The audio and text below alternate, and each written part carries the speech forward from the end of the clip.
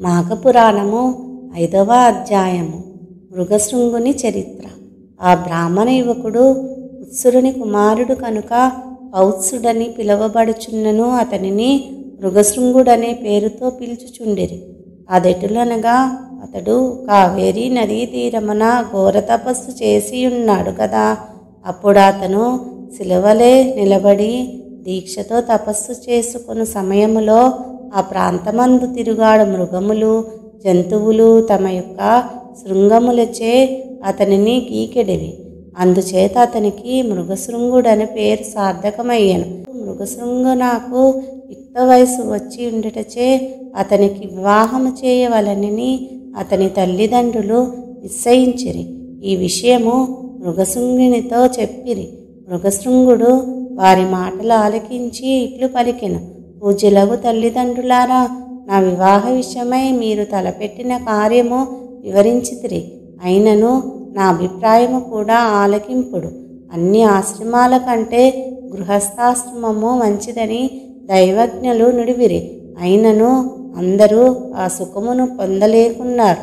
దానికి కారణమేమనగా ప్రతి పురుషునకు తనకు అనుకూలవతియగు భార్య లభించినప్పుడే గృహస్థాశ్రమం యొక్క ఫలితము సిద్ధించును.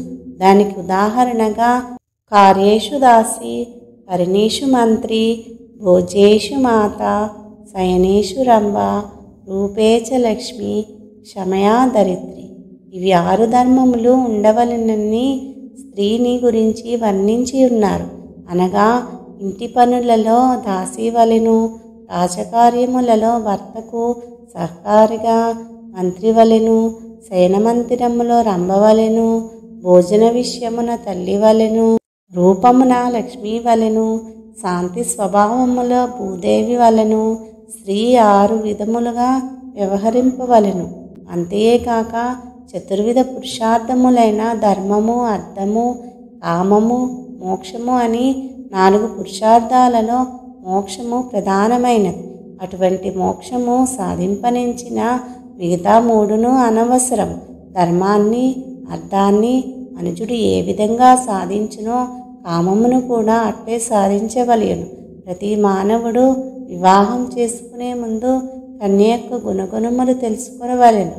జీవిత సుఖములలో భార్య ప్రధానమైనది కనుక గుణవంతురాలకు భార్యను పొందుట కన్నా మరొక స్వర్గము లేదు. గుణవతియగు పత్నితో కాపురం చేసిన ఆ సంసారం స్వర్గతుల్యముగా నుండుటయే కాక అట్టి మనుజుడు ధర్మ అర్థ కామ మోక్షములను అవలీలగా సాధించగలడు.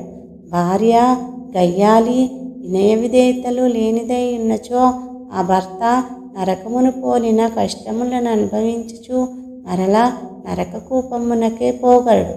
కనుక పెండ్లి చేసుకున్నటకు ముందు స్త్రీని అనేక విధములుగా పరిశీలించి వివాహమాడవలెను.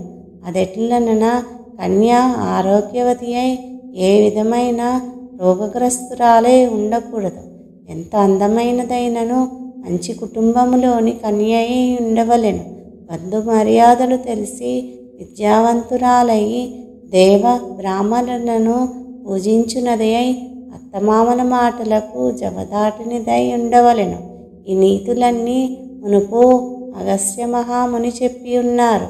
కాన అటువంటి గుణవంతురాలకు కన్యనే ఎంచుకొనవలెను.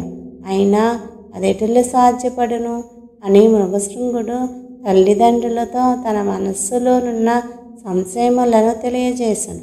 కుమారుని మాటలకు తండ్రి సంతోషించి మరలా ఇట్లు పలికెను. కుమారా, నీ మాటలు నాకెంతయో సంతోషము కలిగించినవి. వయస్సులో చిన్నవాడవైనను మంచి నేతులు నేర్చుకున్నావు. నీ అభీష్టము నెరవేరవలెనన్న ఆ దీన దయాళుడగు శ్రీమన్నారాయణుడే తీర్చగలడు. భగవంతునిపై భారము వేయము అని పలికెను. మాఘపురాణము 5వ అధ్యాయము సమాప్తము.